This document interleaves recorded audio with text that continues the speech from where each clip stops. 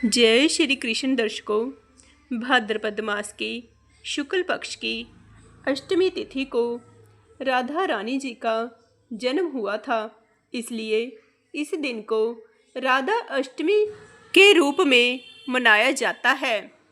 भगवान श्री कृष्ण जी के जन्म जाने की भाद्रपद मास की कृष्ण पक्ष की अष्टमी तिथि से ठीक 15 दिन बाद राधा रानी का जन्म हुआ था। इस दिन भक्तगण व्रत रखने के साथ राधा रानी का जन्मदिन बहुत ही धूमधाम से मनाते हैं। मान्यता है कि इस दिन व्रत रखने से राधा और भगवान श्री कृष्ण के अलावा माता लक्ष्मी जी का भी आशीर्वाद प्राप्त होता है। इस दिन राधा रानी के साथ भगवान श्री कृष्ण जी की पूजा करने का विधान है। अगर आप भी राधा अष्टमी का व्रत रख रहे हैं तो राधा रानी की विधिवत पूजा करने के साथ इस व्रत कथा का पाठ अवश्य करें। आइए जानते हैं राधा अष्टमी की संपूर्ण कथा के बारे में।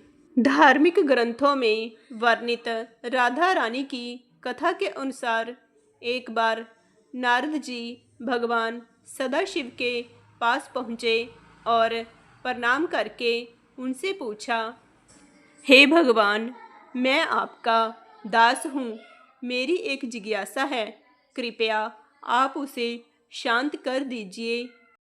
श्री राधा देवी लक्ष्मी हैं या देव पत्नी, महालक्ष्मी हैं या सरस्वती हैं? क्या वे अंतरंग विद्या हैं या वैष्णवी प्रकृति हैं? वे वेद कन्या हैं, देव कन्या हैं या मुनि कन्या हैं? इस पर भगवान सदाशिव बोले, हे मुनिवर, अन्य किसी लक्ष्मी की बात क्या कहें?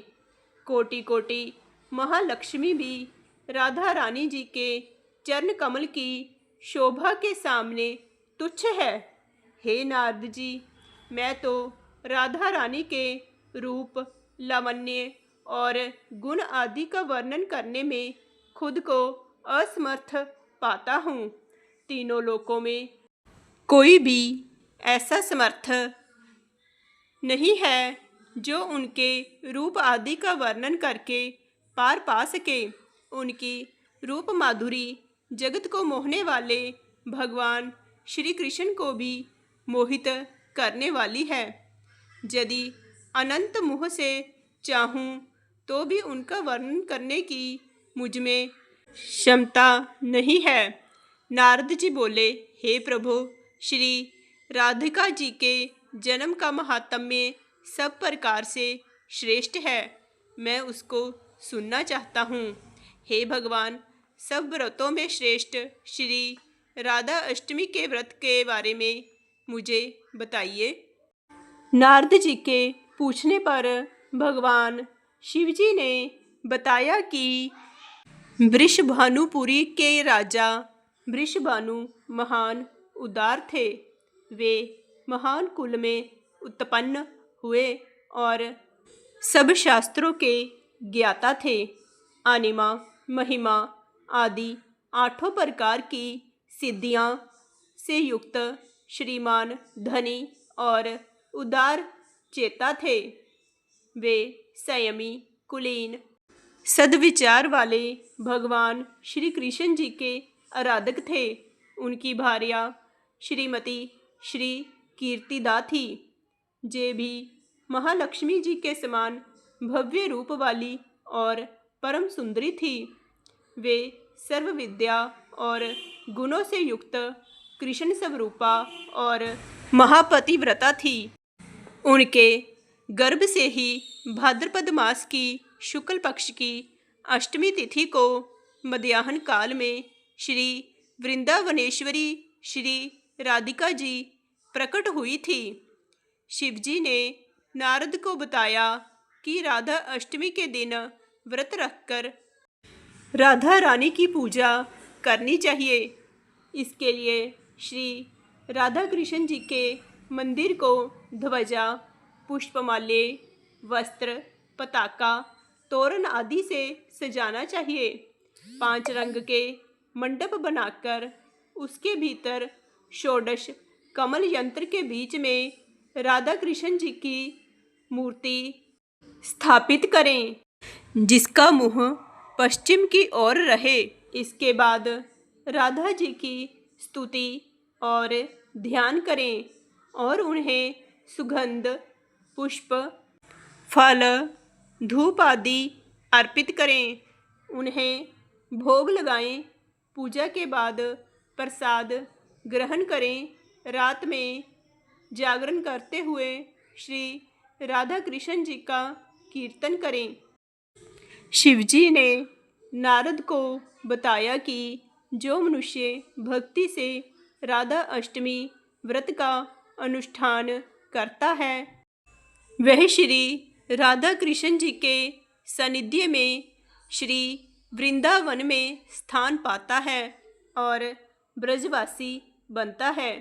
श्री राधा जन्म महोत्सव का कीर्तन करने से मनुष्य भवबंधन से मुक्त हो जाता है।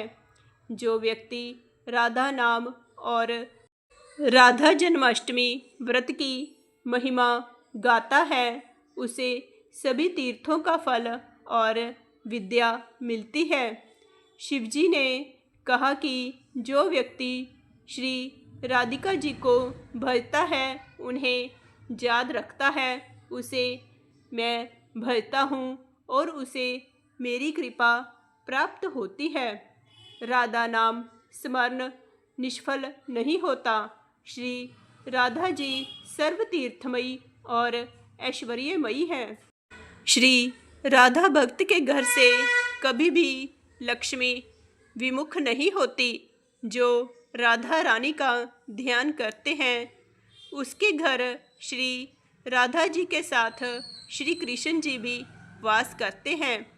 यह सब जानकर मुनि श्रेष्ठ नारद जी ने भी राधा अष्टमी में जजन पूजन किया। जो मनुष्य इस लोक में राधा जन्माष्टमी व्रत की यह कथा सुनता है वह सुखी, सम्मानित, धनी और सर्वगुण संपन्न हो जाता है। शिवजी के अनुसार जो व्यक्ति धर्म के लिए राधा मंत्र जपता है उसका मन धर्म में तल्लीन होता है। जो धन चाहता है उसे धन मिलता है और जो कामार्थी जपता है उसके काम पूर्ण होते हैं और जो मोक्षार्थी मोक्ष के लिए राधा नाम जपता है उसे मोक्ष मिल जाता है। श्री राधा रानी की भक्ति करने वाला मनुष्य सुखी, विवेकी और निष्काम हो जाता है। जय श्री राधे कृष्ण।